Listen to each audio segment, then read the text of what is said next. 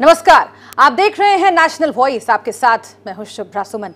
मोदी गठबंधन और रक्षाबंधन। जी हां, लोकसभा चुनाव से पहले उत्तर प्रदेश की सियासी तस्वीर अचानक बदल गई है, क्योंकि भाई राहुल गांधी का साथ देने के लिए उनकी बहन प्रियंका गांधी वाड्रा ने सक्रिय राजनीति में कदम रख लिया है। कांग्रेस ने प्रियंका को महासचिव का पद सौंपकर उन्हें उत्तर प्रदेश की कमान सौंप दी है। इससे आने वाले चुनावों के मद्देनजर एक मास्टर स्ट्रोक के तौर पर देखा जा रहा है, क्योंकि एक लंबे अरसे से कांग्रेस के भीतर से ही प्रियंका के समर्थन में आवाजें उठती आई हैं। एक स्टार प्रचारक के तौर पर उन्होंने कांग्रेस के लिए वोट मांगे हैं और बड़े फैसलों में भागीदार भी रही हैं। लेकिन सक्रिय राजनीति में प्रियंका के पदार्पण की क्या अहमियत है? यूपी में साल दर साल पिछड़ती कांग्रेस के लिए ये दांव क्या ब्रह्मास्त्र साबित होगा? क्योंकि बीजेपी इसे ब्रह्मास्त्र नहीं बल्कि बैसाखी का नाम दे रही है। सवाल यह है कि सपा बसपा गठबंधन को लेकर संभावनाएं खत्म हो जाने के बाद क्या ये कांग्रेस का रक्षाबंधन है? क्या प्रियंका कर पाएंगी यूपी में राहुल की रक्षा? इसी पर करेंगे चर्चा। प्रियंका गांधी को कांग्रेस महासचिव बनाए जाने के बाद कांग्रेस में खुशी की लहर है। पार्टी के नेताओं का कहना है कि प्रियंका के आने से न सिर्फ पार्टी को मजबूती मिलेगी बल्कि पार्टी 2019 में भारी मतों से जीत हासिल करेगी। जो पिछले 20 सालों से 30-25 सालों से संघर्ष कर रहे हैं, उनको एक नई ऊर्जा और नई ताकत मिलेगी। इस निर्णय के लिए विशेष रूप से मैं बहुत बहुत बधाई देना चाहूँगा आदरणीय दीदी को, और जितने भी अभी जिम्मेदारियां दी हैं, मैं समझता हूँ कि आने वाले चुनाव को मद्देनजर रखते हुए ये रणनीति के तहत एक बहुत ही सुंदर और बहुत ही मजबूत निर्णय है। बीजेपी की तो कहानी खत्म। अब कांग्रेस कितना गेन करेगी ये देखने की बात है। मैं मानता हूं कि राहुल जी ने जो फैसला लिया है वो बिल्कुल उचित फैसला है और समीचीन है। प्रियंका जी की नियुक्ति हुई है, इसमें लोगों को आशा का संचार लोगों में होगा और लोग दमखम के साथ उत्तर प्रदेश में पूर्वी क्षेत्र में, न केवल पूर्वी क्षेत्र में बल्कि अन्य क्षेत्रों में भी उसका असर पड़ेगा। प्रियंका को कांग्रेस में बड़ी जिम्मेदारी मिलने पर बीजेपी ने तंज कसा है। संबित पात्रा का कहना है कि राहुल फेल हो गए हैं, इसीलिए प्रियंका को कांग्रेस लेकर आई है। देखिए आप। कांग्रेस पार्टी अपने आप को एक प्राइवेट लिमिटेड कंपनी के रूप में रन करती है, और जिस प्रकार से आज एक परिवार के अंदर से पुनः राज्याभिषेक हुआ है वो हमने देखा है। देखिए, कांग्रेस और बीजेपी में एक बेसिक फर्क है। जहां कांग्रेस में ये माना जाता है कि परिवार ही पार्टी है, वहीं भारतीय जनता पार्टी में हम मानते हैं कि पार्टी ही परिवार है। एक ही परिवार को आगे बढ़ाना यह कांग्रेस पार्टी करती है। एक बात आज तय हो गया है और इसके लिए कांग्रेस पार्टी को बधाई कि उन्होंने दिल पर पत्थर रख के आज ये स्वीकार कर लिया है कि राहुल गांधी जी नाकाम थे, राहुल गांधी हैज फेल्ड, और राहुल गांधी परफॉर्म नहीं कर पा रहे थे। इसलिए राहुल गांधी जी को आज बैसाखी की आवश्यकता पड़ी है। कि हर पार्टी को अपना दायित्व किसे देना है ये उसका अपना निजी विषय है, उसमें मुझे कुछ नहीं कहना है। इतना ही कहना है कि सोनिया जी हो, राहुल जी हो, प्रियंका जी हो, कांग्रेस का विषय उत्तर प्रदेश और देश के विभिन्न हिस्सों से समाप्त हो चुका है।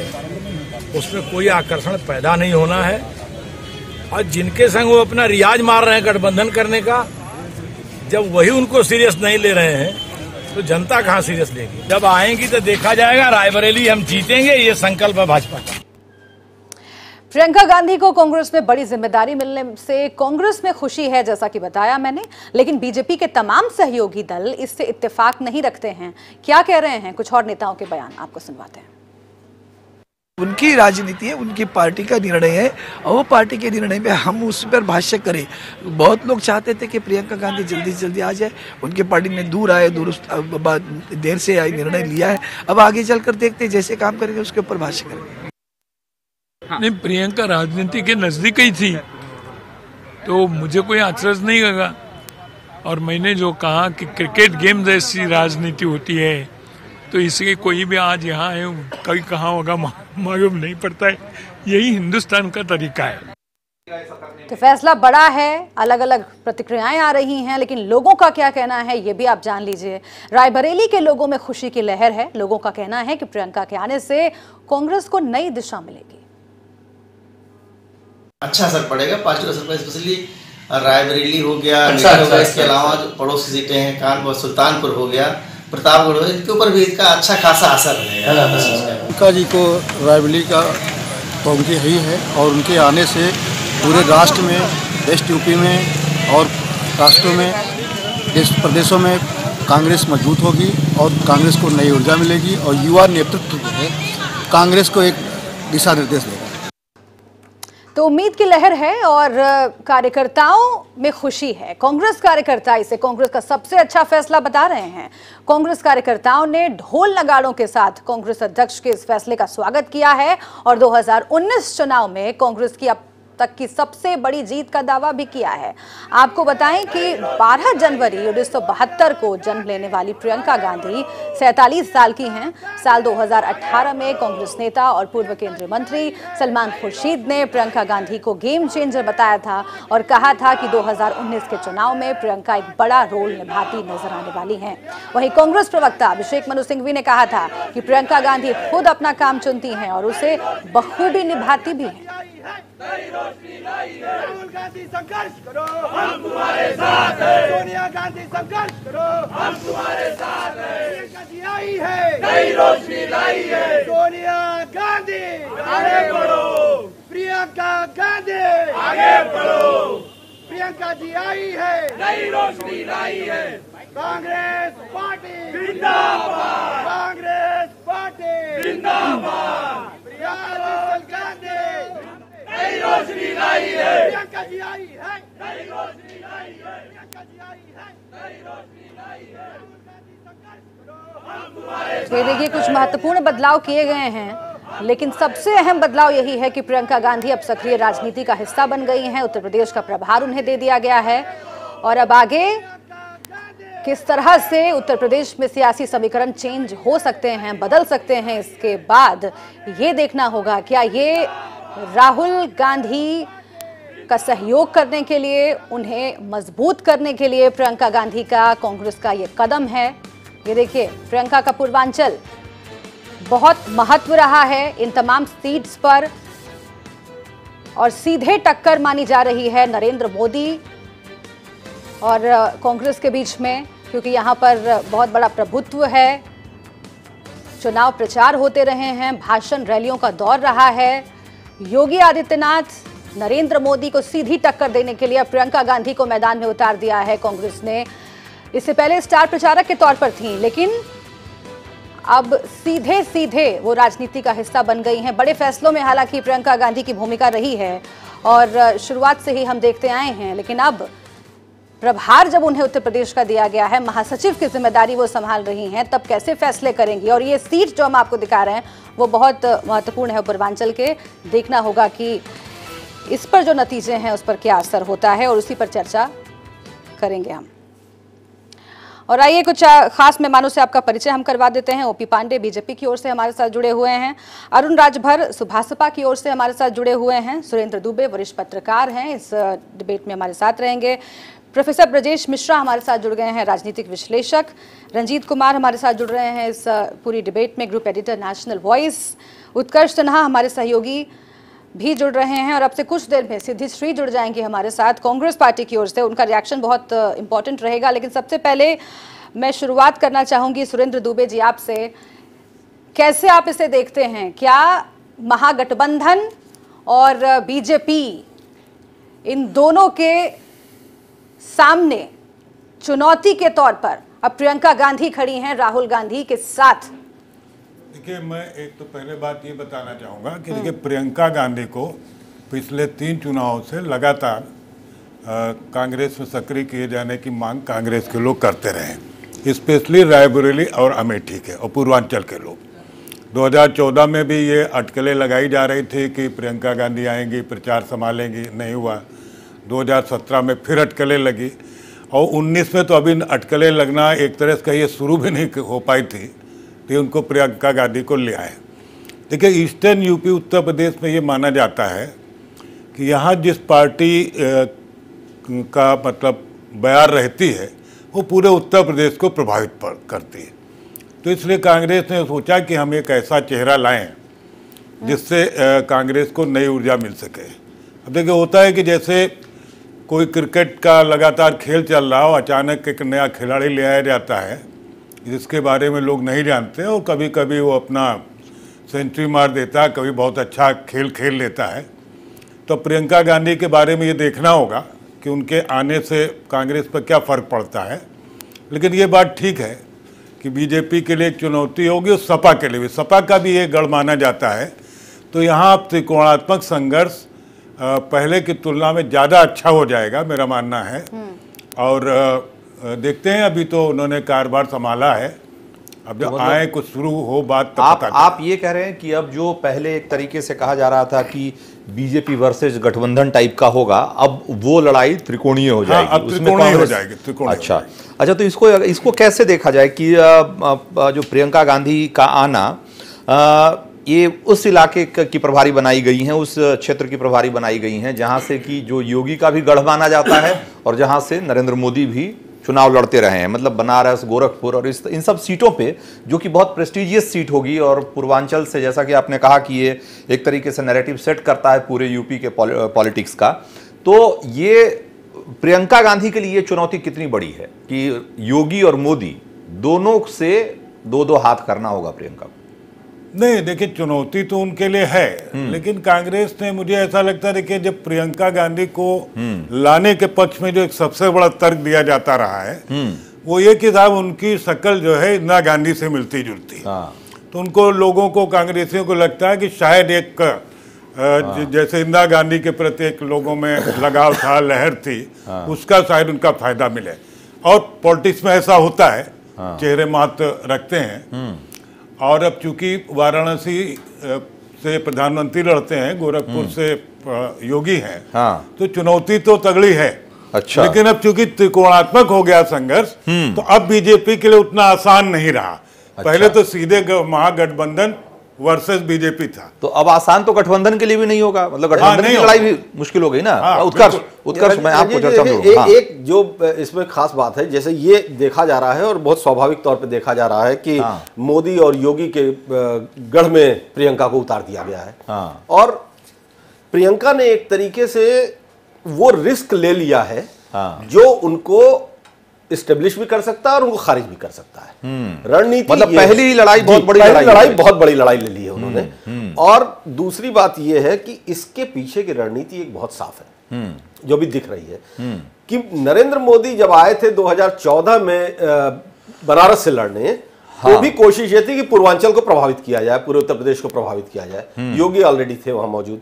अब प्रियंका के आने के बाद इन दोनों लोगों के लिए चुनौती भी बढ़ेगी उतनी ही। प्रियंका के पास खोने के लिए कुछ नहीं है, लेकिन भारतीय जनता पार्टी और योगी मोदी के पास खोने के लिए, वो बात तो ठीक है, लेकिन प्रियंका की अपनी पूरी साख दाव पे होगी। आप ऐसे कैसे कर सकते हैं? मैं यही कह रहा हूं कि वो एक बड़ा रिस्क लिया। प्रियंका तुरुप का पत्ता मानी जा रही थी, उनको माना जा रहा है कि मास्टर स्ट्रोक है। अगर तुरुप का इक्का जो है वो अगर फेल हो गया, अगर नाकाम हो गया, तो ये तो बहुत बड़ा रिस्क लिया है। और ट्रंप का रिस्क जो होता है वो यही होता है कि जब कांग्रेस उत्तर प्रदेश में बिल्कुल विसर्जन की स्थिति में है, कहीं उसका एक ले दे के 2 सीट पर साख किसी तरह बची है, उस पर भी बीजेपी बहुत बड़ी चुनौती इस बार लेके आने की तैयारी में। ओपी ऐसे में ओपी पांडे जी आ रही हैं, तो यही ट्रंप का टाइम है। ओपी पांडे जी, बीजेपी की चुनौती बढ़ गई है, पहले ही बड़ी हुई थी क्योंकि सपा बसपा एक साथ आ गए थे। अब देखिए प्रियंका गांधी राहुल गांधी के साथ आकर खड़ी हो गई हैं, अब क्या करेंगे आप लोग? नहीं, देखिए, ऐसा है, हमारी चुनौती जो है व्यक्तिवाद परिवारवाद से नहीं आनी है। हम लोग जनता के भरोसे चल रहे हैं, अपने कार्यकर्ताओं के भरोसे चल रहे हैं, और जनता हर चीज़ समझती है। जनता ने परिवारवाद को जुटला दिया है, जनता समझती है कि लोग क्या करते हैं। तो इसलिए चाहे राहुल आए या चाहे प्रियंका आए, कोई भी आए, जनता समझदार है। और देश की जनता ने जो तय किया है कि नरेंद्र मोदी के नेतृत्व में जो भारतीय जनता पार्टी की सरकार चल रही है, जितने भ्रष्टाचार पर रोक लगाया है, चतुर्दिक विकास हो रहा है, गरीबों की चिंता हो रही है, तो निश्चित रूप से अगर जैसा कि सुरेंद्र जी की बात अगर माना जाए तो थोड़ी बहुत चुनौती जो है, जो आपका सपा बसपा उनके लिए बढ़ी है कि लड़ाई अगर त्रिकोणीय होती है, क्योंकि हमारा जो है वोट स्पष्ट है, हमारा वोटर समझदार है, उन्हीं को वोटों से कुछ बंटवारा करेंगे तो हमारी जीत और आसान होगी। हमारे लिए कोई चुनौती नहीं है, हमारी जीत आसान होगी, पहले की तुलना में हम आसानी से जीतेंगे, क्योंकि इन दोनों वोटों में ही भी शेयर लेंगी प्रियंका, क्योंकि इन सभी का टारगेट है मुस्लिम वोटों में शेयर लेना, जो करीब 18 से 20% मुस्लिम वोट हैं। जो ये कह रहे हैं तो इन सभी का टारगेट यही है, उसी में ये भी शेयर लेंगी। तो अगर उसमें 3 भाग हो जाएं तो हमारी जीत और आसान हो जाएगी। ठीक बात है। ओपी पांडे जो कह रहे हैं, ब्रजेश मिश्रा, आप इससे इत्तेफाक रखते हैं क्या? जैसा कि लोग कह रहे हैं, मानते हैं कि प्रियंका के आने से जो खास करके ब्राह्मण वोट है, जो कि एक लंबे समय तक कांग्रेस का वोटर रहा है और वोट बैंक रहा है, अब और जिनकी एक तरीके से इंदिरा गांधी और कांग्रेस के साथ लंबा जुड़ाव रहा है। नहीं, मैं समझना चाहता हूं, कोई अदर प्रियंका वाड्रा है ये नहीं, प्रियंका वाड्रा है, ठीक बात है, लेकिन मतलब मैं ये तो समझना चाह रहा हूँ सिर्फ ब्रजेश जी से कि भाई ये ब्राह्मण वोटों में कोई वाकई सेंध लगा पाएंगी? जो 10% वाले आरक्षण वाले फैसले से बीजेपी ने जो अगड़ों को खुश करने की कोशिश की है सामान्य वर्ग को, तो क्या ये उसको नलीफाई कर पाएगा? क्या ये मतलब अगड़ों के वोट को? बहुत ही बढ़िया सवाल है। हाँ, इस सवाल का जवाब देने के पहले मैं 2-3 फैक्ट्स बता दूं। हाँ, प्रियंका गांधी भारतीय राजनीति में कोई नया चेहरा नहीं है। हाँ, ऐसा नहीं कि पैराशूट से उतारी गई हैं। लेकिन सक्रिय राजनीति में तो जरूर नया चेहरा है। 2009 सक्रिय राजनीति भाई, वो अमेठी रायबरेली से बाहर उनका दायरा नहीं था। 2009 में ये स्टार प्रचारक थी। हाँ, जब कांग्रेस को 206 सीटें मिली थी, तो और 2004 में 145 सीटें मिली थी कांग्रेस को, तो ये स्टार प्रचारक के रूप में मंच पे आ चुकी थी। ये जरूर है कि एक्टिव पॉलिटिक्स में पहली बार आई हैं, लेकिन देश ये समझता है कि इनकी निष्ठा अपने परिवार और अपनी पार्टी के लिए अक्षुण्ण है। अब ये जो बात कही जा रही है कि प्रियंका फैक्टर, मैं जो बातें पहले भी कहता रहा हूं, चुनाव के नतीजों से मैंने चुनावों का विश्लेषण नहीं किया था। आप देखिए, मध्य प्रदेश, राजस्थान और कर्नाटक के 3 चुनाव हुए थे, तीनों में हंग असेंबलीज आई थी और राहुल गांधी फुल ऑन अपना कैंपेन कर रहे थे। कांग्रेस को लगा डू और डाई 2019 लोकसभा के लिए, और अगर कोई ट्रम्प कार्ड है तो वो किस दिन के लिए है, तो इसलिए उन्होंने प्रियंका को उतारा।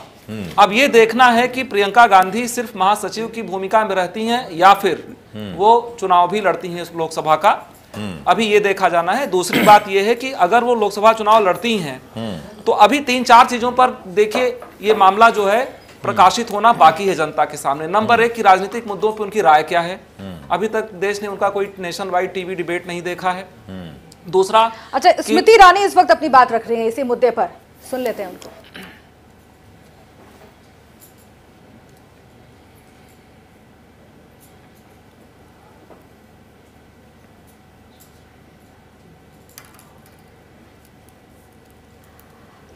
अच्छा, हम सुनवाएंगे आपको स्मृति ईरानी क्या कह रही हैं, और लगातार नेताओं की प्रतिक्रिया आनी जारी है, क्योंकि फैसला ही इतना बड़ा है और लंबे वक्त से ये कहा जा रहा था कि कांग्रेस को अगर बचाना है तो प्रियंका लेकर आओ। ब्रजेश जी, हाँ, तो मैं अपनी बात आगे बढ़ाऊं कि दूसरा ये है कि जो बड़े बड़े राजनीतिक आरोप है, क्या उन पर वो राहुल गांधी की तरह चुप रहती हैं क्या?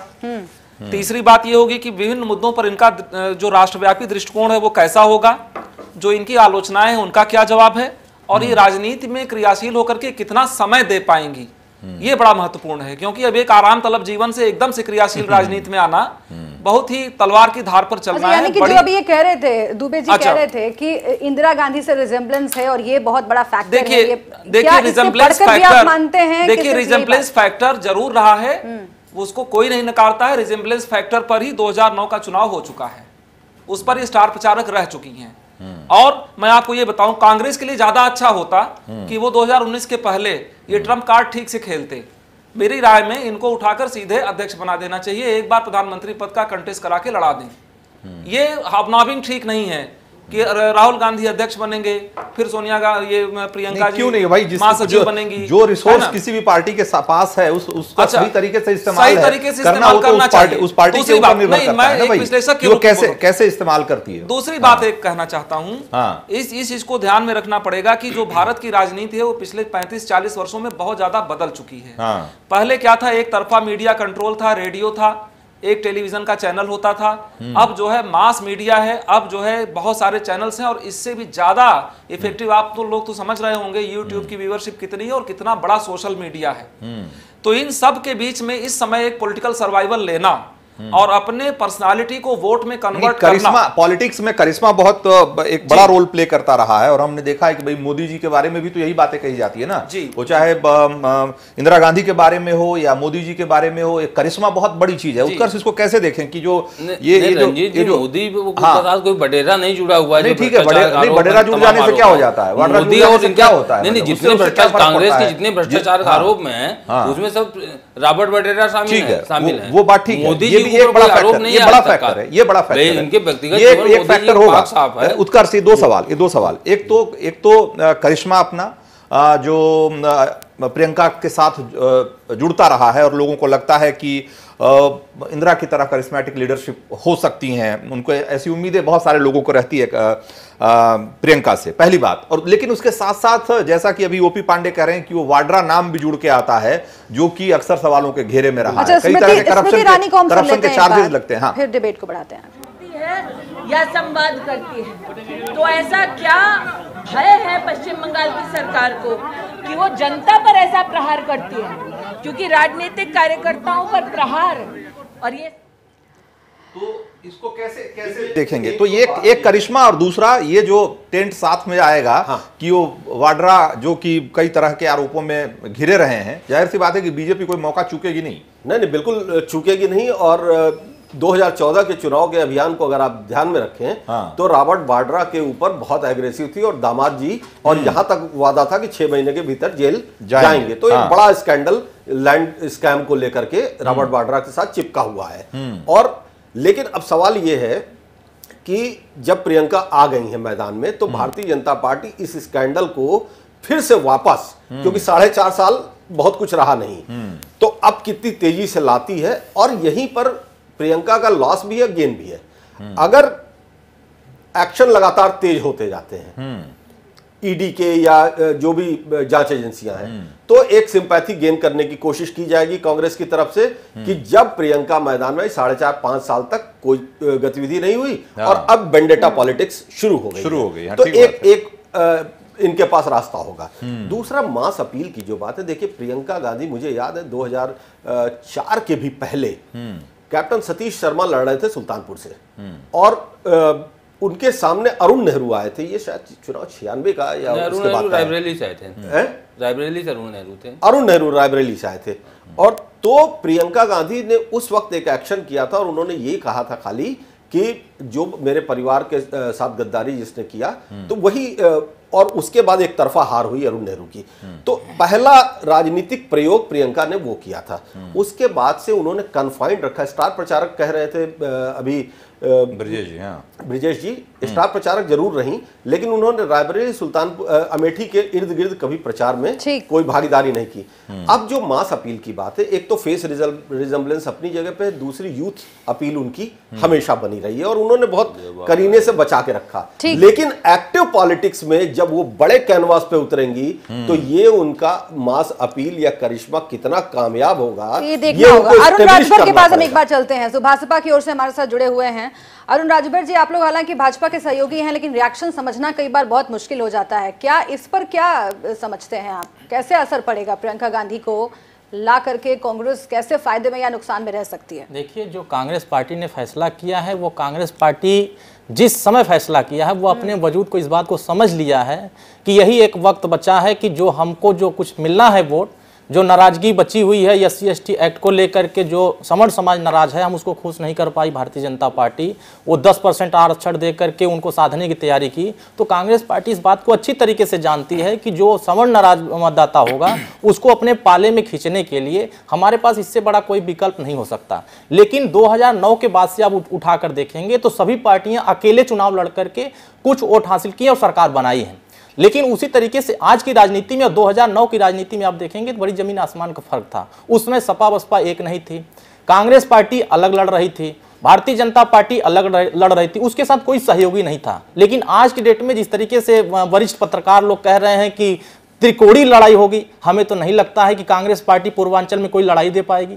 भारतीय जनता पार्टी बनाम गठबंधन होने जा रहा है, ये अच्छी तरीके से आम मतदाता भी समझ रहा है कि जो कल तक अकेले लड़ते थे, अब दोनों लोग एकजुट होकर के सीधे मुकाबला भारतीय जनता पार्टी से करने जा रहे हैं। तो कांग्रेस पार्टी कौन से वोट को लेकर के लड़ेगी कि अपना जनाधार बढ़ा लेगी, 5 लाख वोट हासिल कर लेगी? ऐसा तो उसके पास हमको नजर नहीं आ रहा है। एक बात बताइए, आप कह रहे हैं, आप खुद संगठन, आप उस गठबंधन के हिस्सा हैं जिसमें भारतीय जनता पार्टी शामिल है, तो आप भी कह रहे हैं कि क्या भारतीय जनता पार्टी ने उत्तर प्रदेश में गठबंधन के बाद सफलता नहीं हासिल की? आप तो हमेशा कहते रहे कि हमारी वजह से हासिल की। 2014 में गठबंधन हुआ, 2014 में गठबंधन हुआ, बड़ी सफलता हासिल हुई। लड़ाई भी भाजपा के साथ। आप देखिए कांग्रेस पार्टी अभी किसी से गठबंधन नहीं की है, भारतीय जनता पार्टी के साथ 2 दल गठबंधन के साथ है और 2 मजबूत वोट लेकर खड़े हैं। कांग्रेस पार्टी के पास एक वोट बता दीजिए जो वोट खड़ा हो कांग्रेस पार्टी के पास। सिर्फ कांग्रेस पार्टी इशारा करते रहे हैं कि आप गठबंधन के साथ नहीं हैं। लेवल पर जो उनके संगठन के लोग हैं उसके अलावा इनका कोई वोट नहीं बचा। आप भी तो इशारा करते रहे कि हम भाजपा के साथ नहीं हैं। अभी आपके नेता ओम प्रकाश राजभर जी लगातार कह रहे हैं कि 100 दिन के बाद हम फैसला करेंगे। कभी हो रहा है कि हम 80 सीट पर अकेले लड़ेंगे, तो आप कहां हैं? हालांकि भारतीय जनता पार्टी, मुझे लगता है कि जो अरुण कह रहे हैं उनका सवाल भी बहुत वैलिड है। मतलब इस सवाल को इस तरीके से भी देखने की जरूरत है कि आज जब वोट बैंक की पॉलिटिक्स हो रही है तो हमको ये देखना पड़ता है, जब जातीय समीकरण इतने अहम हो गए हैं तो आपको ये समझना पड़ता है कि आखिर कौन लोग होंगे जो कांग्रेस के लिए वोट करने जाएंगे। ये समझना जरूरी है। और वो कौन से, हाँ मतलब इसको अब जैसे अगर आप देखिए, मतलब एक और स्टैटिस्टिक्स है जो कि बहुत हैरान करने वाला है और इससे समझ में आता है कि असल में पूर्वांचल में कितनी मुश्किल लड़ाई होने वाली है प्रियंका गांधी के लिए। 2014 के लोकसभा चुनावों में जो पूर्वांचल के 21 जिलों की 30 सीटें हैं, उसमें से 32 सीटें, माफ करिए, जो 32 सीटें हैं उनमें से 30 सीटों पे इसमें से कोई सीट, पहली बात तो यह है कि कोई सीट नहीं मिली कांग्रेस को, और दूसरी बात यह है कि जो 30 सीटें हैं उसमें सिर्फ गोरखपुर एक अकेली ऐसी सीट थी जिस पर कि कांग्रेस दूसरे नंबर पर थी। बाकी किसी भी सीट पे दूसरे नंबर पर भी नहीं रही, वो तीसरे चौथे नंबर पर की पार्टी बनी। अब सवाल यह है कि जहां आपका जनाधार और आपका बेस इस तरीके से डगमगाया हुआ, वो देखिए कि जितना आपने दिखाया है स्क्रीन पर, जितने जिलों का लोकसभा सीटें दिखाया है, हम कांग्रेस पार्टी को अगर 2009 के बाद से उसको देखेंगे तो लाख वोट नहीं पार कर पाई, 50,000 से ऊपर नहीं जा पाई है। उन वोटों को मैं वही कह रहा हूं कि सभी जगह वोट पर लड़ाई लड़ने जा रहे हैं। नंबर पर, तो प्रियंका गांधी जी पहले नंबर पर आने की लड़ाई है कि कांग्रेस पार्टी उत्तर प्रदेश में खत्म हो चुकी है, क्योंकि अब उसको हमको जिंदा करना है और जिंदा करने का समय 2007 के बाद था। अब उस समय अगर जिंदा करने के लिए इसको समझने की जरूरत है कि कौन लोग हैं जो कांग्रेस के साथ आ सकते हैं। क्या ब्राह्मण वोट जो है, वोट बैंक है, जो कि बहुत इन जिलों में ये जो कम से कम 30-32 सीटें हैं, यहां पर बहुत सब्सटेंशियल वोटर है, क्या ये लोग आ सकते हैं? क्या मुस्लिम जो उनका एक तरीके से लंबे समय तक रहा है वोटर, वो आ सकता है? या कुशीनगर में भी नंबर 2 पर थी, मुझे एक मैं सुधार करना चाहता हूं, कुशीनगर में नंबर 2 थी, नंबर 2 पर थी, ठीक है, आरपीएन सिंह थे, ठीक है। तो कुल मिलाकर के मेरा कहना यह है कि भाई कौन लोग आएंगे? क्या मुस्लिम, ब्राह्मण या दलित, या इसके अलावा भी कोई और वोटर होगा, जो वोटर वर्ग है जो कि कांग्रेस के साथ आएगा? कौन होगा जो झंडा उठाएगा कांग्रेस का? ये समझना जरूरी है। अभी देखिए वही, चूंकि सबका अलाइनमेंट साफ साफ दिख रहा है, ये अलाइनमेंट टूटेगा तो कैसे टूटेगा? मतलब ये जब दलित अकेले लड़ता था, सुरेंद्र जी हो सकता है इसका जवाब दे। भारतीय जनता पार्टी उस समय अकेले लड़ रही थी तो समझ में आता था कि दलित वोट भी कांग्रेस की तरफ जा सकता था, मुसलमान भी वोट कांग्रेस की तरफ जा सकता था, लेकिन भारतीय जनता पार्टी को हराने के लिए सिर्फ। लेकिन आज की राजनीति जो हो गई है कि सपा बसपा जब से एक हुई है तब से मुसलमान मतदाता यह भी सोच रहा है कि भारतीय जनता पार्टी को सिर्फ हम सपा बसपा के साथ ही रोक सकते हैं, अन्यथा नहीं रोक पाएंगे। इस नाते ये मतदाता कांग्रेस की तरफ जाने का मतलब कि वो अपने आप को खत्म करने के बराबर करेगा कि हमारे वोट का कोई वैल्यू नहीं होगा। जब हम इस वोट को महागठबंधन की तरफ लेके जाएंगे तभी एक वजूद हमारा बच पाएगा और भाजपा को रोक पाएंगे। लेकिन उसके साथ साथ भारतीय जनता पार्टी को उस वोट पर निगाह लगाना है जो 38% हर लोकसभा के 80 सीटों पर 6 लाख 7 लाख 8 लाख अकेले है। इस वोट पर किसी का ध्यान नहीं जाता है। लेकिन आपकी निगाहें कहां है अभी पता नहीं चल पा रहा है। सुरेंद्र जी, आपका विश्लेषण क्या कहता है? पूर्वांचल का जो वोटर है क्या उस पर असर पड़ेगा एक चेहरे का, या फिर कुछ और ही फैक्टर्स हैं जो काम करते हैं? देखिए, चुनाव में रिपीटिशन हो ऐसा जरूरी नहीं होता है कि पिछले 5 साल में क्या हुआ वही फिर होगा। पब्लिक का मूड बदलता रहता। देखिए, मुझे जो लगता है, जो सोचकर संभवतः कांग्रेस ने इनको, प्रियंका को पूर्वांचल का चार्ज दिया है, एक कोई यूथ को यूनाइट करने की कोशिश करेंगे। ठीक है, मतलब कि जो जाति और उससे धर्म से परे होकर के जो बहुत सारे वोट करते हैं, वो उनके साथ गोलबंद होता है। राहुल गांधी का फैक्टर तो था पहले से, लेकिन राहुल गांधी की राहुल गांधी की वो इमेज नहीं, जो प्रियंका की होगी, वो दोनों में अंतर है। एक दूसरा देखिए, पूर्वांचल में ठाकुर ब्राह्मण एक बड़ा सब्सटेंशियल वोटर है और उसकी बड़ी राजनीति है। नब्ज पे हाथ रखने की कोशिश की, उसकी बड़ी राजनीति है। देखिए, मैं पूर्वांचल में रहा हूँ, गोरखपुर में, तो मैं ब्राह्मण हूँ, मैं कोई किसी पॉलिटिक्स में नहीं था, लेकिन मैं एक नेता के साथ ऑटोमेटिक जोड़ दिया गया कि आप ब्राह्मण है तो आप फलाने के आदमी हैं, ठाकुर है तो फलाने के आदमी है। वो एक बहुत बड़ा वहां फैक्टर पूर्वांचल में तो नहीं। इसको और खुल के सुरेंद्र दुबे आप बताइए कि क्या मतलब आप ये कहना चाहते हैं कि जो योगी से नाराज ब्राह्मण है वो कांग्रेस के साथ जाएगा? जी, योगी से नाराज ब्राह्मण, सीधे बात होनी। और जो देखिए जब गठबंधन को आप देखेंगे, भाई ये बात तो कही जाती है ना, कि जो ब्राह्मणों का एक बड़ा तबका है वो योगी के राज से खुश नहीं है। तो क्या वो लोग कांग्रेस के साथ गोलबंद हो जाएंगे बीजेपी की बजाय? एक हमारी उस पर बात सुनिए, जैसे वो ब्राह्मण वोट इनके साथ गोलबंद होगा। और देखिए आप, जैसे सपा बसपा का गठबंधन है, ये लोग बेसिकली बैकवर्ड और दलित दो पर और मुस्लिम, ठीक, मुस्लिम वोटर को तय करना होगा कि इस गठबंधन के साथ रहें कि कांग्रेस के साथ रहें। अगर वो कांग्रेस के साथ जाता है तो कांग्रेस को अच्छा खासा फायदा होगा, नहीं जाता है, डिवाइड होता है तो दोनों में बटेगा। लेकिन एक त्रिकोण बिल्कुल तय है कि सपा बसपा बैकवर्ड प्लस दलित, तो जो ब्राह्मण वोट है, जिसको कोई पिछले कई चुनावों से कोई जिसको कहते घास नहीं डालता है, उसके मन में यह कि भाई कोई ऐसा हमारे सामने विकल्प हो जहां हम अपनी एक्सेप्टेंस देख सके, वो प्लस यूथ वोटर। आपको याद होगा जब 2014 में मोदी जी आए, मैं कोई कंपैरिजन नहीं कर रहा हूं, सारा यूथ जो था उनके तरफ चला गया। ये किसी ने ये नहीं देखा कि वो बैकवर्ड है और क्या है। ठीक है, तो ये जिताऊ कॉम्बिनेशन मतलब बनता हुआ दिख रहा है आपको क्या? हाँ, मुझे लगता है कि इसका फायदा इनको मिल सकता है। ठीक है, बाकी तो हमें पता चलेगा, इससे अलग राय रखते होंगे। लेकिन इससे पहले कि मैं ब्रजेश जी के पास जाऊं, सिद्धिश्री हमारे साथ जुड़ गई हैं कांग्रेस पार्टी की ओर से। सिद्धिश्री, क्या राहुल गांधी को बचाने के लिए उनके साथ आकर खड़ी हो गई हैं उनकी बहन प्रियंका गांधी, और इसीलिए हम कह रहे हैं कि अब मोदी, गठबंधन और रक्षाबंधन ये त्रिकोण बन गया है उत्तर प्रदेश में? नहीं, देखिए, राहुल गांधी को बचाने की तो बात ही नहीं है। पहले सबसे पहले तो हम लोग बहुत खुश हैं कि उत्साहित हैं कि प्रियंका गांधी जी को महासचिव यहाँ प्रभारी बना के पूर्वांचल का भेजा गया है। उसके लिए हम लोग अपने अध्यक्ष जी को भी बहुत बधाई देते हैं, शुभकामनाएं देते हैं। दूसरी चीज़ ये कहना कि राहुल गांधी को बचाने के लिए, राहुल गांधी को तो जरूरत ही नहीं है, वो तो 3 राज वैसे ही बचा लाए हैं। तो इसलिए ये देखिए, सबसे पहले तो ये है कि वो हमारे यहाँ कांग्रेस पार्टी में ऐसा है कि सब महिलाओं को बहुत ज़्यादा आगे किया जाता है, और हम लोगों की भी ये मांग थी। हम लोग भी चाह रहे थे कि प्रियंका गांधी जी उत्तर प्रदेश में आए, तो इस तरह हम लोगों की मांगों को आज पूरा स्वीकृति मिली है। वो हम लोग को बहुत अच्छा लगा है, उत्साह है पूरी ताकत से। प्रियंका गांधी जी ऐसी हैं कि वो बहुत सख्त हैं इस मामले में कि सब कामकाजी लोग कार्यकर्ता उनके काम। लेकिन ये वक्त क्यों चुना कांग्रेस ने? क्योंकि अभी कुछ दिन पहले ही बात चल रही थी कि गठबंधन में कौन शामिल होगा कौन नहीं होगा। सपा बसपा एक साथ आ गए, लेकिन कांग्रेस एक साथ आ नहीं पाई। क्या इसी वजह से इस वक्त को चुना गया है ताकि आप लोग अलग अलग रणनीति ना पड़ जाए, नुकसान ना हो जाए? रणनीति तो हमारी यही रही कि हम नहीं बताते आपको। हमने अब चुना है, ये इसलिए नहीं चुना है कि हमको आगे क्या करना है, लेकिन ये तो जरूरी है कि भी चुनाव का समय हम जीतना तो चाहते ही हैं। हमने 85 सीट की पूरी लोकसभा में ली, अब हम 80 सीट पूरी लेने जा रहे हैं।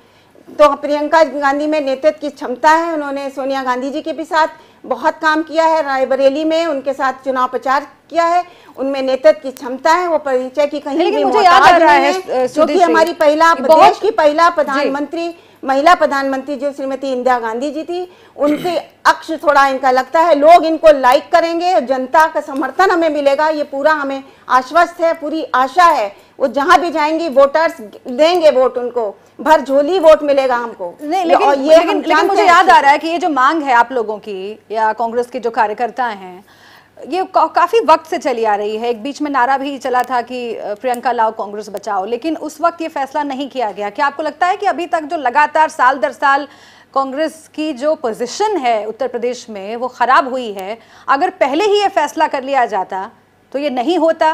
प्रियंका के होने का फायदा, उनके सक्रिय राजनीति में होने का फायदा पहले मिल गया होता? जी उस समय था ये कि, लेकिन प्रियंका गांधी जी भी राजी नहीं थी। अब वो उनको, अब क्योंकि उनकी मैरिज के बाद से उन्होंने कई समय अपने बच्चों को दिया, सब कुछ किया, अब वो खाली हैं तो हम लोग उनको लेकर आए हैं।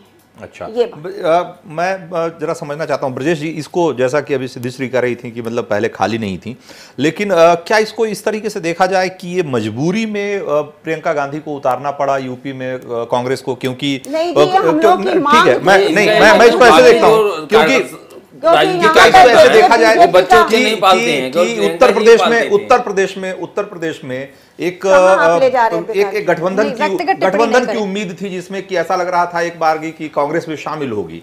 जब समाजवादी पार्टी और बीएसपी ने कांग्रेस को भाव नहीं दिया और कांग्रेस उस गठबंधन से अलग रह गई, तब से राहुल गांधी थोड़े एक तरीके से ये मैसेज देने की कोशिश कर रहे थे कि वो अपने तरीके से उन्होंने भी तैयारी कर रखी है। और आज भी उन्होंने जब अपॉइंट किया प्रियंका गांधी को पूर्वांचल का प्रभारी, तो उन्होंने कहा कि हम फ्रंट फुट पे खेलेंगे, हम एसपी और बीएसपी का सम्मान करते हैं क्योंकि हमारी विचारधारा एक जैसी है, हम सब बीजेपी के खिलाफ लड़ रहे हैं, लेकिन हम फ्रंट फुट पर खेलेंगे और जहां मौका मिलेगा हमको, हम छोड़ेंगे नहीं। तो अब मतलब ये मजबूरी में, क्योंकि उनके पास अब कोई दूसरा ऑप्शन नहीं था, या तो यूपी से कांग्रेस एक बार फिर से मटियामेट हो जाती, उसको कोई जगह मिलने की गुंजाइश नहीं थी, या उसको लगा कि अब ये आखिरी लड़ाई है यूपी में अपनी साख बचाने की, और इसके लिए उन्होंने प्रियंका गांधी को सामने लाना जरूरी समझा। कैसे इसको देखें? क्या हमसे सवाल है? हाँ, ये आपसे सवाल है। अच्छा, देखिए, मैंने पहले भी कहा कि जैसा कि अभी दुबे जी ने कहा, मैं उनकी बात से सहमत हूं कि जो परंपरागत कांग्रेस का वोट था उसका रिवाइवल होगा। ये बड़ा इंपॉर्टेंट फैक्टर होगा क्योंकि वोटिंग परसेंटेज 50-55 पे रहती है। दूसरा, बीजेपी, एसपी और बीएसपी तीनों के वोट्स से कुछ न कुछ कांग्रेस को जा रहा है इस उद्घोषणा के बाद। और पर्सनालिटी फैक्टर भी बहुत मायने रखता है भारत की राजनीति में। इस बात को भी ध्यान में रखना पड़ेगा कि नेहरू के युग में नेहरू का करिश्मा रहा, इंदिरा के युग में उनका रहा, मोदी का युग है तो मोदी का करिश्मा है। अब अगर कोई विकल्प आता है करिश्मे का, तो जनता, यहाँ पर एक परंपरा है करिश्मे के पीछे भागने की। अब ये देखना पड़ेगा कि ये पॉलिटिकल परफॉर्मेंस कैसा होता है, उस पर जनता अपना दृष्टिकोण तय करती है। अभी के लिए कैसे काम करता है उससे भी तय होगा कि पॉलिटिकल परफॉर्मेंस कैसा होता है। जी हाँ, हाँ, तो अभी मतलब मैं सिर्फ ये जानना चाह रहा हूं कि अगर कांग्रेस और एसपी बीएसपी का गठबंधन हो गया होता तो भी क्या प्रियंका को लेकर आती कांग्रेस, या लाने की जरूरत पड़ती कांग्रेस को? मतलब देखिए, मुझे लगता है कि कांग्रेस ने इसको बहुत पहले से सोच रखा होगा कि किस मोमेंट में हमको प्रियंका गांधी को उतारना है।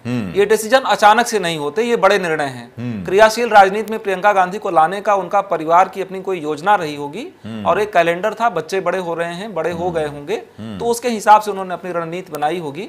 इस बात को मैं मानता हूं कि पारिवारिक जीवन का हमारे राजनीतिक जीवन पर असर होता है। तो अगर बच्चे हैं तो हम पहले उनको अपनी प्राथमिकता देते हैं, फिर हम देश को अपना समय देते हैं। लेकिन ये बात भी ध्यान रखनी पड़ेगी कि ये करिश्मा कितना होगा और ये किस तरह से पॉलिटिकल एडवांटेज में कन्वर्ट होगा।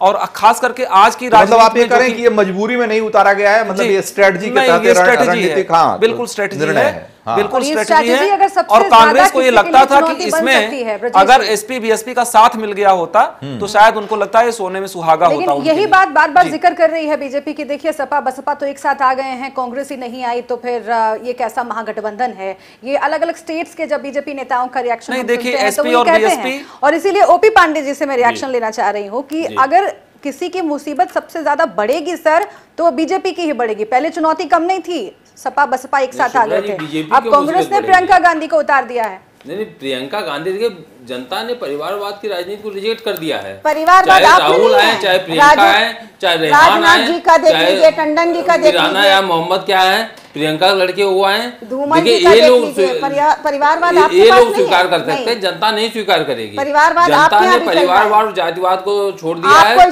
जनता मेरिट वोट देगी, जनता परिवारवाद और जातिवाद के आधार वोट नहीं देगी। जो जातिवादी और परिवारवादी पार्टियां सांप्रदायिक आधार पर काम कर रही हैं, उनको जनता ने रिजेक्ट 2014 में किया था, 17 में किया था और दोबारा करेगी। इसलिए परिवारवाद की राजनीति भारतीय समाज में सबसे ज्यादा होगा।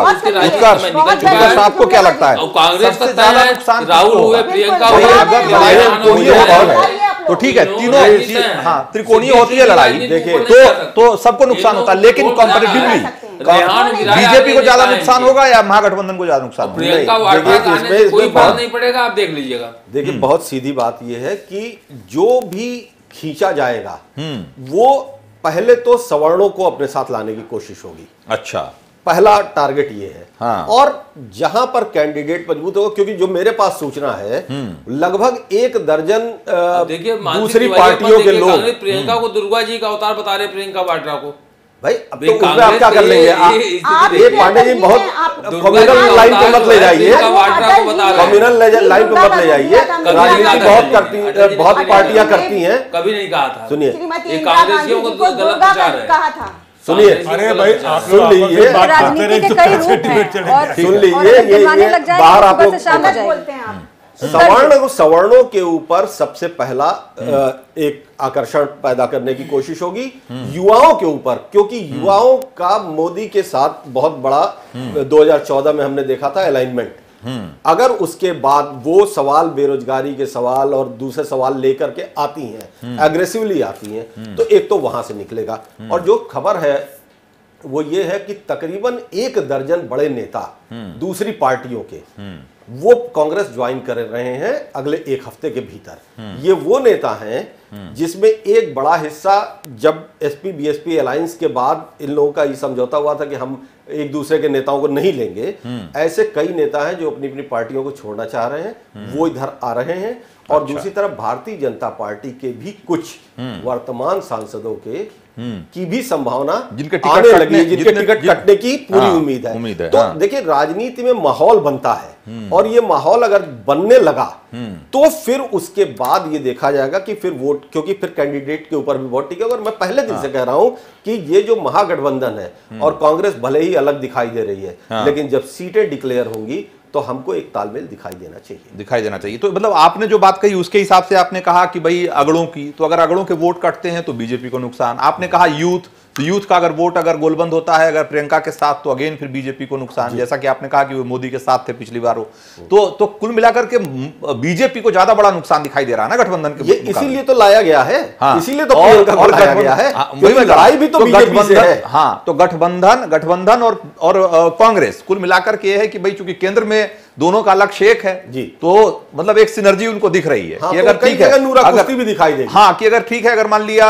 उसकी वजह से थोड़ा नुकसान हमें हो भी जाता है तो कोई बात नहीं, लेकिन अगर बड़ा नुकसान उस तरफ होता है तो उसको करने की जरूरत है ताकि हम लोग मिलकर फिर। और दूसरी जरूरी बात है, 1 मिनट ब्रजेश जी मैं आपको रोकूंगा। दूसरी बात, कांग्रेस उत्तर प्रदेश में जिस स्थिति में है, संगठन बिल्कुल बिखरा हुआ है। कोई ना कोई, राहुल गांधी पूरे देश में घूम रहे हैं, कोई एक ऐसा मैग्नेटिक फोर्स चाहिए था जहां पर कि वो संगठन को सिंक्रोनाइज किया जा सके। मुझे लगता है कि बतौर महासचिव और एक हिस्से की जो जिम्मेदारी दी गई है, प्रियंका गांधी चुनाव मैदान में आने से परहेज करेंगी, लेकिन वो बैक एंड पे इन सारी चीजों को मैनेज लेकिन चूंकि आपने कहा कि माहौल का बहुत महत्व होता है राजनीति में और संदेश का भी उतना ही बड़ा महत्व होता है। इस चर्चा में एक बात सामने आई कि अगर प्रियंका गांधी को ला रही है कांग्रेस तो इसका सीधा मतलब है कि यूथ अपील उतनी राहुल गांधी में नहीं है। ये संदेश अगर पूरे देश में जाता है कि राहुल गांधी लगातार प्रयासों के बावजूद कांग्रेस को उस पोजीशन में नहीं पहुंचा पा रहे थे उत्तर प्रदेश में और इसीलिए प्रियंका गांधी को उतारा गया है, तो क्या इसका एक नेगेटिव इंपैक्ट भी हो सकता है? शुभ्रा जी, असली मैसेज आपने पकड़ा है कि राहुल गांधी फेल हो गए हैं, इसलिए प्रियंका को उतारा गया। ठीक है सर। ब्रजेश जी, देखिए अभी यहाँ पे महिलाओं की उत्पीड़न की बात, अभी हम आपको बताएं, उतरी है, एक रिएक्शन ले लो फिर आते हैं आपके पास। क्या ठीक होने जाएगा? आती हूँ मैं सुधीर जी आपके पास। देखिए अभी हम सब लोगों ने देखा, देख लीजिए, हम सब लोगों को बड़ा आश्चर्य था जिस तरह से गठबंधन बने और जिस तरह से कांग्रेस को निगलेक्ट किया। तो कांग्रेस को ये लग रहा था कि कहीं वेट बहुत कम तो नहीं हो गया। जो कलकत्ता की रैली हुई ममता बनर्जी की, उसमें मल्लिकार्जुन खड़गे भेजे गए, राहुल गांधी नहीं गए क्योंकि उनको ममता बनर्जी की का नेतृत्व तो स्वीकार्य नहीं था। मायावती जी इसलिए नहीं गए क्योंकि उनको लगता है कि उत्तर प्रदेश से वो प्रधानमंत्री की दावेदार हो सकती हैं। और जब कांग्रेस को ये लगा कि भाई बीजेपी एक बड़ा प्रबल पक्ष अपना रखती है, उसके सामने हम नहीं टिक पा रहे हैं और गठबंधन का नेतृत्व भी करने की स्थिति में हम नहीं हैं, तो कांग्रेस के नेतृत्व को ये लगा कि हम अपने पार्टी का नेतृत्व तो कर सकते हैं, लेकिन गठबंधन का नेतृत्व करने के लिए सीटों का बल चाहिए। तो हमको तो उतारना ही है, हो सकता है 6 महीने बाद उतारते, तो चलिए अभी उतार देते हैं इनको राजनीति में। लेकिन अभी एक बात को मैं कहना चाहता हूं, यह निष्कर्ष निकालना बड़ा गलत होगा कि प्रियंका गांधी स्थायी रूप से राजनीति में क्रियाशील होकर के पहले आ गई हैं। हो सकता है ये उनका शॉर्ट टर्म हो, 6 महीने एक्टिव रहें, उसके बाद फिर स्लीपिंग मॉड्यूल की तरह पड़ी रहें, जब जरूरत हो तो रिवाइवल के लिए फिर आवें। इसलिए मैं ये समझता हूं कि इसको मैं सिर्फ इस रूप में देखता हूं कि वो कांग्रेस की रिवाइवल की कोशिश करेंगी, और उस रिवाइवल के कोर्स में अगर थोड़ा बहुत रिवाइव हो जाती है तो ठीक है। ज्यादा इंपॉर्टेंट होगा कि लोकसभा चुनाव के बाद उनकी क्या भूमिका तय होती है और कौन सी भूमिका को स्वीकार करती है। ये बहुत सही बात है, क्योंकि राहुल गांधी के ऊपर जो सवाल अभी शुभ्रा आपने किया था, ये निश्चित तौर पर अगर प्रियंका गांधी ज्यादा सफल दिखाई देती हैं तो दबाव राहुल के ऊपर भी बन जाने वाला है। राहुल के दबाव पर आए हैं सिन्हा जी। देखिए राहुल पे दबाव आ गया तो राहुल फेल है, इसलिए प्रियंका को लाया गया। राहुल फेल हो चुके हैं, राहुल खत्म हो चुके हैं, प्रियंका गांधी प्रियंका के बाद अब रेहान और मिराया भी आएंगे।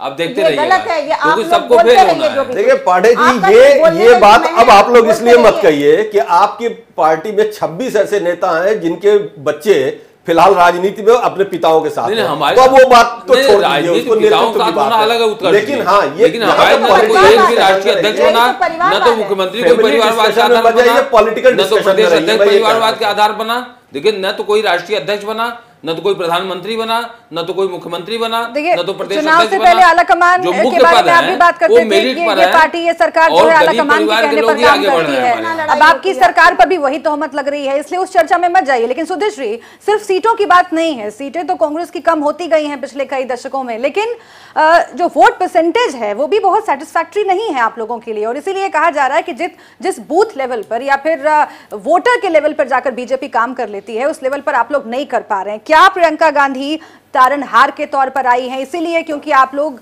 नहीं रिवाइव कर पा रहे थे कांग्रेस को यूपी में? नहीं, देखिए हमारी बूथ लेवल पे और जिला स्तरीय सारे कार्यक्रम होते रहे हैं, संगठन मजबूत है। अब जिन्हें नहीं मालूम है तो बात अलग है, हमारा पूरी तरह संगठन मजबूत है। और प्रियंका गांधी जी के आ जाने पर हमारे कार्यकर्ता और सक्रिय होकर काम करेंगे। देखिए मध्य प्रदेश में जहाँ पे सब लोग ने मिलकर काम किया है, पूरा संगठन हमारा मजबूत है। बावजूद उसके 7.5% वोट से 9% के बीच में आप लगातार 2 चुनाव में चल रहे हैं, तो वो कैसे माना जाएगा? दिखेगा आपको, हमारा काम दिखेगा। हम ये मानते हैं कि हम नहीं रहे यूपी में, हम यूपी में नहीं रहे, कई सालों से नहीं रहे, लेकिन हमने तो सपा जिंदा करी थी, हम ही ने तो खड़ा किया था सपा। लेकिन ओपी पांडे जी, एक बात तो साफ है कि कांग्रेस के बारे में जो कहा जा रहा था कि 3 राज्यों के इलेक्शंस के बाद कांग्रेस ओवर कॉन्फिडेंट है, और राहुल गांधी ये कह रहे थे कि हम यूपी में अपने बल पर लड़ेंगे और बहुत अच्छी पोजीशन में हम हैं।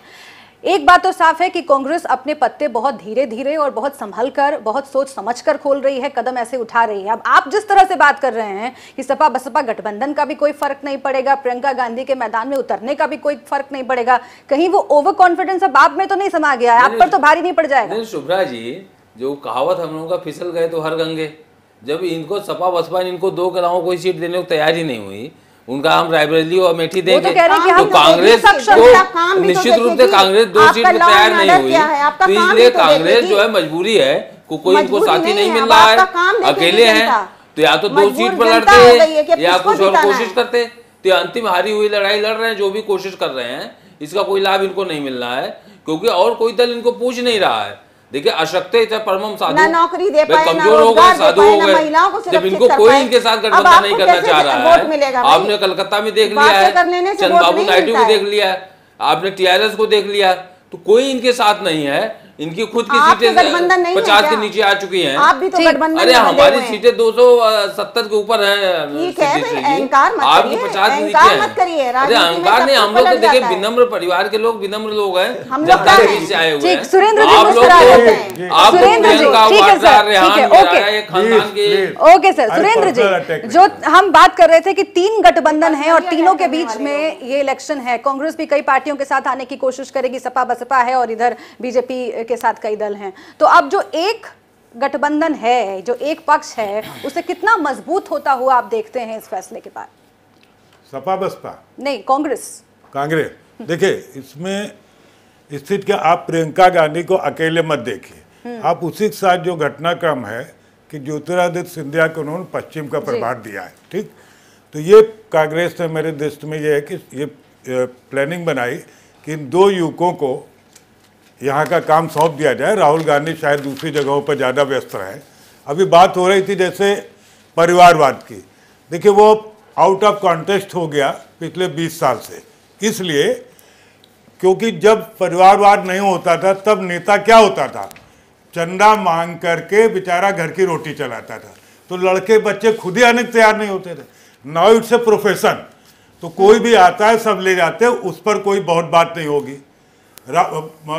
बडेरा के खिलाफ आरोप हैं, चल रहा मुकदमा, लेकिन जब तक वो आप देखिए बिहार में क्या जेल जाने के बाद लालू यादव इनके क्या कहते हैं तेजस्वी के खिलाफ ईडी सीबीआई इसके बाद भी सिंपैथी वोट उनके पास वहाँ है। वो कहते हैं कि साहब हमको मोदी जानबूझ के तंग कर रहे हैं, ये फैक्ट हो या ना हो, वो उसका फ़ायदा लेने की कोशिश करते हैं। तो ये बातें बहुत असर नहीं करेंगी। असर क्या करेगा कि अब जब प्रियंका निकलेंगी और इनकी रैलीज का क्या स्वरूप आता है सामने, क्या पब्लिक रिस्पॉन्स मिलता है, क्या एजेंडा क्या हो सकता है प्रियंका का? जैसे होता है ना कि भाई मान लिया कोई बड़ा लीडर आता है तो कुछ एजेंडा एक सबसे बड़ा होगा बेरोजगारी, उसी के नाम पर यूथ इनके साथ जुटेगा सबसे ज्यादा। इनका सबसे बड़ा एजेंडा होगा क्या कहते हैं कम्युनल फोर्सेस को हराना, सेकुलर फोर्सेस को लाना, वो एक एजेंडा होगा। तीसरा ये कहेंगे कि जो पूरा जिस ढंग से वो राफेल भी एक है, पता नहीं कितना चलेगा कि नहीं चलेगा, लेकिन मुझे लगता है एक सेकुलर फोर्सेस को एक करना प्लस बेरोजगारों को नौकरी देना, और जो इंडस्ट्रीज के जो निचले लेवल के लोग बेकार हुए हैं जीएसटी और नोटबंदी के बाद, ये तीन बहुत बड़े मुद्दे। पूरी उत्तर प्रदेश मजदूर सप्लाई करता है पूरे देश भर में, वो चाहे कलकत्ता हो, बॉम्बे हो, गुजरात हो, सब जगह, और वो तमाम ऐसा वर्ग है जो इन जगहों से लौट के पूर्वांचल में आ गया। पूर्वांचल खास करके जो मजदूरों की सप्लाई करने में, तमाम मजदूर है पूर्वांचल में लौट आया। अब वो मतलब मजदूरी करने पर वहाँ मजबूर है, और वहाँ मजदूरी की इतनी संभावना ही नहीं, वरना गुजरात, मुंबई और दूसरी जगहों पर क्यों जाता। उस वोटर को आप नहीं काउंट कर रहे हैं, उसमें चाहे ब्राह्मण का लड़का गया होगा, चाहे दलित का गया होगा, चाहे बैकवर्ड का गया होगा, वो सारे बहुत बुरी तरह परेशान हैं। और वो एक विंडो चाहते हैं आशा की। देखिए चुनाव में क्या है, पब्लिक जो है यही एक देखती है कि भाई मोदी को देख लिया, अब इनकी तरफ देखे। पहले कांग्रेस को देखा, फिर मोदी की तरफ देखा। क्या ये जो विकल्प है कांग्रेस के लिए इससे फायदा साबित होगा? लेकिन अरुण राजभर जी को मैं डिबेट में लाना चाहती हूँ। कई मुद्दे गिनवा दिए यहाँ पे सुरेंद्र दुबे जी ने। अरुण जी, क्या उन मुद्दों को लेकर के जब कांग्रेस घेरेगी बीजेपी को और प्रियंका गांधी वार करेंगी, तब आप साथ रहेंगे बीजेपी के, या फिर आप टटोलने लगेंगे रास्ता अलग? देखिए, अभी प्रियंका जी को जवाब देना है जनता के बीच में। जितने आरोप वाड्रा साहब के ऊपर लगा है, अब आप लोग कैमरा लगा देंगे उनके सामने कि अब इसका पहले जवाब दीजिए। 2 महीने चुनाव रह गए हैं, इनको जवाब देने ही पूरा समय खत्म हो जाएगा, अब फिर ये मुद्दे गिना नहीं पाएंगे। जहां तक सवाल तो आपके साथ आप बीजेपी के सामने भी तो कैमरा लगेगा कि बिल्कुल लगेगा, 4.5 साल से आप क्या कर रहे थे? के मुद्दे पर सवाल होगा कि जिस तरीके से, अरे हम तो काम कर रहे हैं, हमारी बात सुनने दीजिए, किसानों के मुद्दे पर सवाल खड़ा होगा जो कुछ योगी आदित्यनाथ जी ने कहा है कि जो किसान अपना फसल उगा रहा है, गाय सारी चर जा रही है सब, तो अब उसको आप सही करने के लिए आपने कहा कि हम गांव में गौशाला बनाएंगे, उसको हम व्यवस्थित करेंगे, जो गाय खेत में चल रही है उनको हम गौशाला में रखेंगे। अगर समय से पहले गौशाला नहीं बना तो किसान जो नाराज होगा वो बेशक कांग्रेस पार्टी की तरफ जाएगा, क्योंकि वो बड़ा मुद्दा किसानों का बना चुके हैं। जिस तरीके से 3 राज्यों में किसानों को कर्ज माफी किए हैं, इससे यह स्पष्ट होता है कि राष्ट्रीय स्तर पर किसानों को लेकर कांग्रेस पार्टी अपना स्टैंड खड़ा करेगी। इस चीज को लेते हुए ओबीसी समाज के लिए बारे में भी ये जिक्र होगा कि जो ओबीसी अपने बारे में जो सोच रहा है कि भारतीय जनता पार्टी से उम्मीद बनाया हुआ था। लेकिन ओपी पांडे से मेरा एक सवाल है, इस डिबेट में जब से हम चर्चा करने की शुरुआत हम कर चुके थे, उसके बाद से कई बार 3-4 बार बार उन्होंने ये कहा कि प्रियंका वाड्रा है वो, प्रियंका वाड्रा है वो, वाड्रा नाम का जिक्र बार बार हो रहा है। लेकिन जब आप ये सवाल उठाएंगे ओपी पांडे जी, तो आपसे भी यही पूछा जाएगा कि 4.5 साल तक आप कहाँ थे? कहकर तो आप ये आए थे कि हम एक्शन लेंगे, हम कार्रवाई करेंगे, 6 महीने में जेल भेज देंगे। चार्जशीट करते करते 4.5 साल लगे। और कोई नेता जेल नहीं गया। अरे तो कोई काम नहीं किया, कोई नहीं गया। 4.5 साल में ये ठीक से बेरोजगारी मुद्दा बहुत जबरदस्त होगा उत्तर प्रदेश में जो है कि 2 करोड़ रोजगार देने का वादा किया, उसी पर चर्चा करेगी जनता की। अब 2 करोड़ राम मंदिर बना पाए, नोटबंदी में जितने लोग बेरोजगार हुए उसको रोजगार मिलेगा कि नहीं मिलेगा? पांडे जी की समस्या क्या है?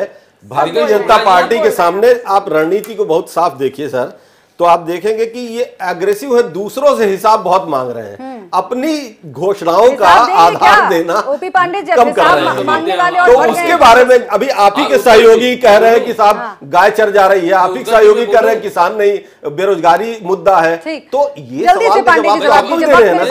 उत्कर्ष जी, जो जनता के बीच हमने काम किए हैं, हमने करोड़ों गैस कनेक्शन दिए हैं, घर घर बिजली पहुंचाई है, घर घर शौचालय बनवाया है, करोड़ों में मकान बनवाए हैं, जो जितने बड़े सड़कें बनवाई हैं, सिंचाई के साधन दिए हैं, से नौजवानों का विकास हो जाता है, उनको रोजगार मिल जाता है, सब लोग आपको गठबंधन के भीतर के सहयोगियों से भी लड़ना है और बाहर